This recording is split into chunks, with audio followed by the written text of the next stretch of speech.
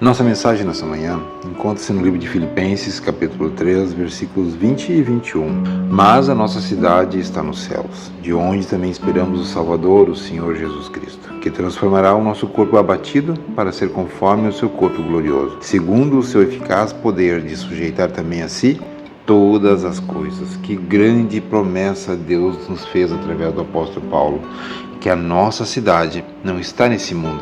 A nossa cidade vai descer do céu, a nova Jerusalém, ataviada como noiva para o seu noivo. Por isso, Deus vai também nos dar um novo corpo, vai transformar esse corpo abatido, doente, sem forças, num corpo glorioso igual ao corpo do nosso Senhor Jesus Cristo.